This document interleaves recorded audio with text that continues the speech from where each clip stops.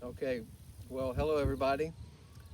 This is Mike Rowe coming to you from the Resident Gardens. I was here early this morning and decided I would come in and record a short video for all of you this week in the gardens. Mark Iyer and I did that a couple weeks ago in the formal gardens, and some of you said, hey, try different locations on campus. So we thought we would give that a try today. So Brenda is holding the iPad recording this. So we hope this works for you.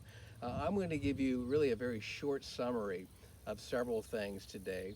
And then Mark Iyer and team will be putting some of these general statements I'm making today in writing with more detail to send to you next week. So more to come. First of all, I hope you're doing okay and life is treating you well here in the midst of our changes and the COVID situation. We feel pretty good about what is happening, and we have a little bit of good news to share with you today. Okay, the first thing I want to tell you is that we've made the decision to extend the front security gate through the end of the year.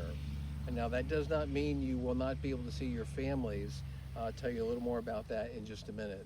But we felt it was important that we keep security in place given what's happening out there in society and given what we know may or may not happen. So we continue to be a little concerned and want to make sure that we keep everybody safe and sound out there. So we'll keep that in place. We are going to reconfigure what it looks like a little bit. So more to come on that.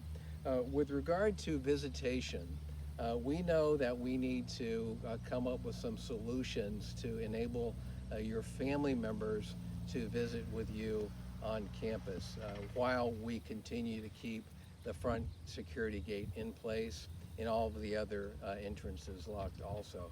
So next week, you'll be getting some information that I think you will appreciate in terms of how families will be able to come on campus starting within about a week to visit you in your home, whether that's in a cottage or whether that is in one of the apartments on campus. So look forward to that.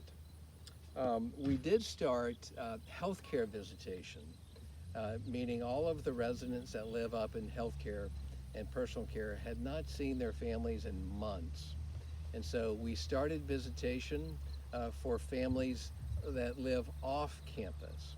So last week, I believe we scheduled about 300 visits last week and several hundred visits this week for families to come off of that don't live on campus to come and see their families in healthcare.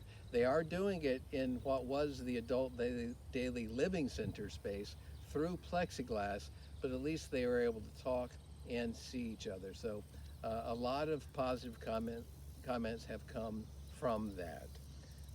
We did want you to know that. The other decision that we made, and again, more information to come next week, is that we are not going to be holding the presidential election on this campus in November at this point in time. We've decided that we felt there was some risk associated with that we are not able to control. And so those elections voting will occur at West Donegal Township and at the Elizabethtown Borough. You'll be getting more information on that next week from Mark Iyer, Jen Stuckey, and team. Okay? The next thing is flu shots. Some of you have asked, are we doing flu shots on this campus in October? And yes, we are providing flu shots in October. You'll get more information on that next week. We're telling you the dates and the times and how you can have that taken care of. One exciting thing I want to tell you about is at the Freemasons Cultural Center. Ben Honig, who heads up our wood shop, and several of his fellow I guess men and people that do woodwork up there have been nice enough to develop some of the Masonic symbols for us to apply at the visitors desk in the Freemasons Cultural Center. So one has been applied already with a Masonic square and compass. As you come into the center, look up and you'll see it. Next week some more will be applied, but we're excited about that. There are about 18 symbols. that will be applied over the next 2 or 3 months. They put a lot of work into these very intricate, almost like puzzle pieces for the different symbols that represent the different appendant bodies within the fraternity. So thanks to Ben and his team for doing that. And our public relations department is working with Ben on developing a story behind how it came to be, what it means, and really where we're going with that. So thanks, Ben and team.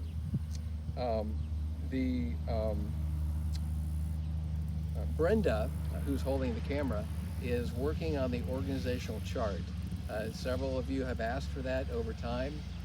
We have finally realigned a number of positions within the organization, and we are ready to complete that organizational chart and get that out to you. Eventually, it will show every department in pamphlet form with all of the team members in that document. But initially, you'll be looking at really the senior leadership team and a few others. So look for that soon.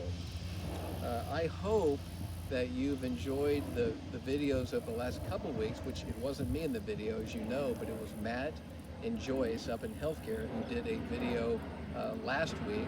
I think that was last week, wasn't it, Brenda? I think last week, talking about what's happening up in healthcare. Also, I hope you've enjoyed the video with Greg and Sean and Mike talking to you about Franklin's Press, which we're getting ready to start that project in September. And that'll be complete in January, which Franklin's Press, which was the Three Loaves. So more to come on that. The last thing I want to share with you, we always told you that we would report to you when we have a COVID positive person on this campus. We have reported previously, we had 3 retirement living residents that tested positive. That was several weeks ago. They're doing fine. But we've also had a few employees, but in the last week we had 1 employee from our home and community-based service team that did test positive. There were 9 residents as a result that needed to quarantine, and they're doing just fine. And everybody's doing fine there. So I won't give any more detail than that, other than we did have another employee that tested positive, had some interaction with some residents. We did the contact tracing. And they're all doing fine now, okay? If you need additional information, then let us know. The last thing I want to say is I will be on vacation next week. And so Brenda is the one to go to, as she always is, in this organization if you need something. But I think the leadership team is doing a great job. They are available to you, and I will look forward to seeing you when I get back on September 8th. So thanks for doing what you're doing. We appreciate it, and keep on smiling. Thank you.